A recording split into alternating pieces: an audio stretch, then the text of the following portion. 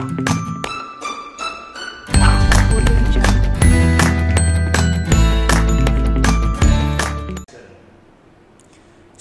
warahmatullahi wabarakatuh. Kembali lagi di video pembelajaran bersama saya Dimas Maulana Yustian, pengampu mata pelajaran Bahasa Indonesia. Kali ini kita akan belajar materi teks pidato persuasif untuk kelas 9. Ya, untuk teks pidato persuasif di bab kedua. Mari kita simak slide pembelajaran berikut. Ya, untuk bab 2, mengungkapkan gagasan persuasif melalui pidato. Nah, di kompetensi dasar ada 5. Yang pertama adalah kalian mampu memahami pidato persuasif.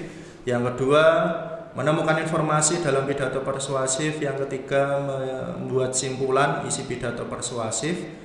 Yang keempat, kalian pelajari struktur dan kebahasaan pidato persuasif. Dan yang kelima, kalian nanti akan diberi tugas untuk menyusun pidato persuasif. Nah, sekarang yang pertama, pemahaman pidato persuasif.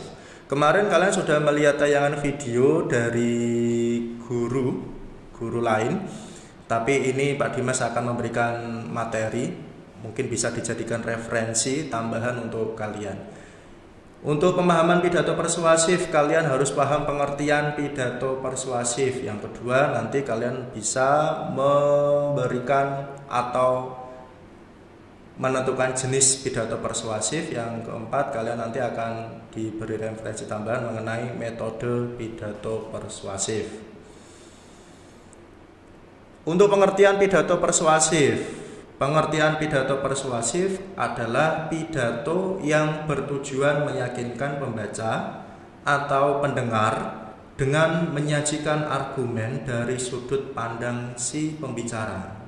Jadi, pidato yang bertujuan meyakinkan pembaca berarti pidato itu bertujuan si pembaca atau si penyampai pidato itu harus bisa meyakinkan pembaca atau pendengar dengan menyajikan argumen. Argumen itu apa? Argumen itu pendapat dari sudut pandang si pembicara atau yang menyampaikan pidato.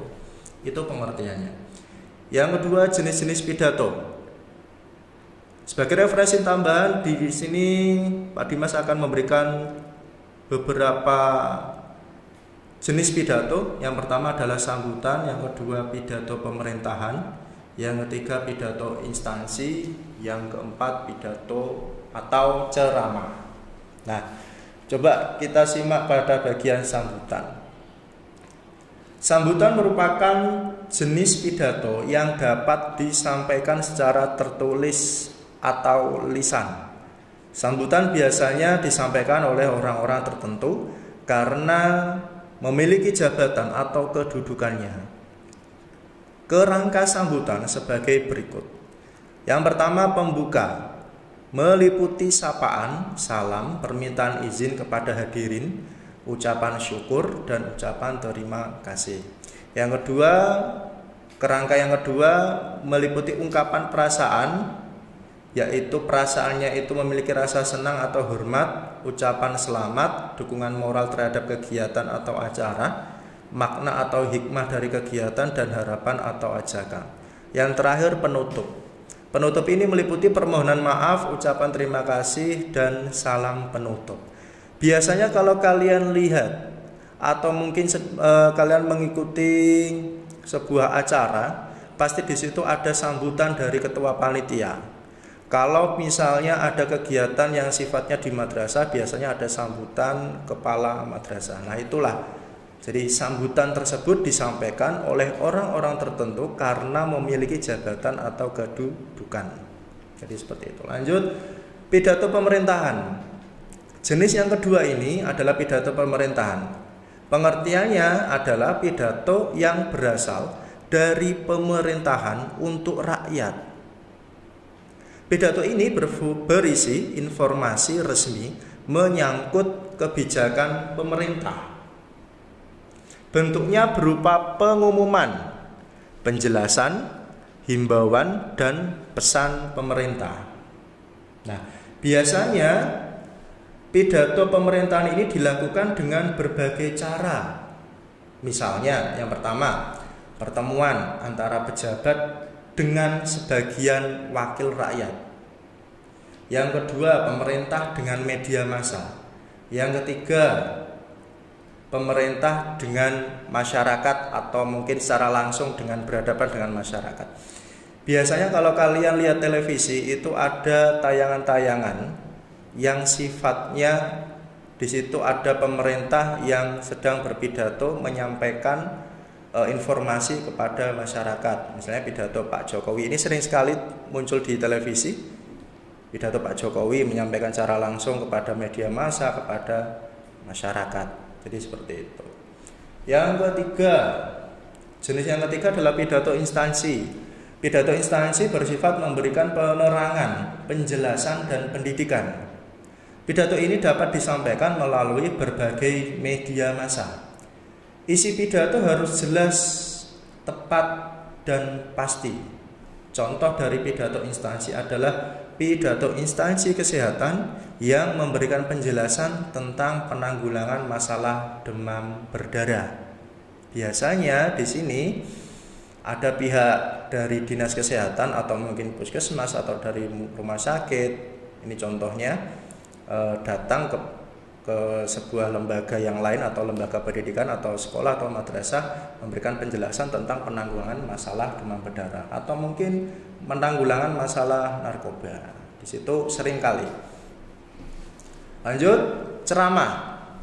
Ceramah merupakan jenis pidato untuk menjelaskan sesuatu di hadapan pendengar. Ada juga ceramah yang diselingi sesi tanya jawab antara pendengar dengan penceramah. Masalah yang disampaikan dalam ceramah bersifat umum. Contoh ceramah antara lain ceramah keagamaan, ceramah kesehatan, dan ceramah politik. Nah, di sini seringkali di tayangan televisi juga ada, biasanya ada acara-acara khusus. Kalau yang paling sering itu di bulan Ramadan biasanya ceramah yang sifatnya keagamaan dan lain sebagainya. Nah, itu adalah jenis-jenis pidato. Nah, sekarang kita masuk ke metode pidato. Metode pidato di sini, metode itu adalah cara. Jadi cara berpidato. Ada 4 di sini cara pidato. Yang pertama adalah manuskrip atau naskah. Yang kedua memoriter atau hafalan. Yang ketiga extemporan. Yang keempat impromptu atau pidato dadakan. Nah, ini sebagai referensi tambahan. Kalau pidato manuskrip, cara pidato dengan membaca naskah, itu pidato manuskrip atau metode pidato manuskrip. Ya. Jadi seseorang yang berpidato menggunakan metode manuskrip membawa naskah. Ya. Jadi kalau kalian lihat tayangan televisi, biasanya terkadang Pak Jokowi juga seringkali membawa naskah, itu namanya metode pidato manuskrip. Yang kedua, metode pidato memoriter atau hafalan. Nah, ini biasanya yang dilakukan oleh siswa yang sedang melakukan ujian praktek berpidato. Nah, ini nanti kalian juga di akhir materi pembelajaran ini juga saya minta nanti kalian membuat pidato dan merekam. Jadi seperti itu. Nah, metode pidato memoriter ini adalah metode pidato yang dilakukan secara hafalan. Jadi seorang pempidato atau mungkin pembicara yang menyampaikan pidato menuliskan konsep pidato dulu di kertas. Setelah itu dia menghafalkan. Nah, itu namanya metode pidato memoriter. Terus lanjut, metode pidato extemporan. Artinya metode pidato dengan membawa catatan sebagai kerangka pidato. Jadi kalau kalian pernah lihat ada orang yang sedang menyampaikan sambutan, tapi terkadang dia lihat teks, tapi teks itu bukan teks secara utuh dilihat terus, tapi dia membaca catatan. Konsep selanjutnya apa itu dibaca sekilas lalu disampaikan lagi, tapi pandangannya terus menatap ke audien. Nah, itu namanya metode pidato extemporan, tapi tidak terpaku pada teks terus. Yang terakhir adalah metode impromptu. Metode pidato impromptu itu adalah metode pidato dadakan. Maksudnya pidato impromptu itu digunakan pada acara tidak resmi. Nah, pembicara dalam pidato impromptu ditunjuk secara mendadak. Nah, ini terkadang kalau pas kebetulan pembicara atau yang sudah ditunjuk pas ada acara mendesak lalu tidak bisa hadir, lalu ditunjuk orang lain untuk berpidato, itu termasuk metode pidato impromptu, jadi dadakan. Nah, jadi pembicara yang ditunjuk biasanya sosok dianggap paling tepat menggantikan orang yang sudah ditunjuk sebelumnya, tapi ini sifatnya menggantikan. Itu namanya metode pidato impromptu atau pidato dadakan. Nah, demikian untuk memahami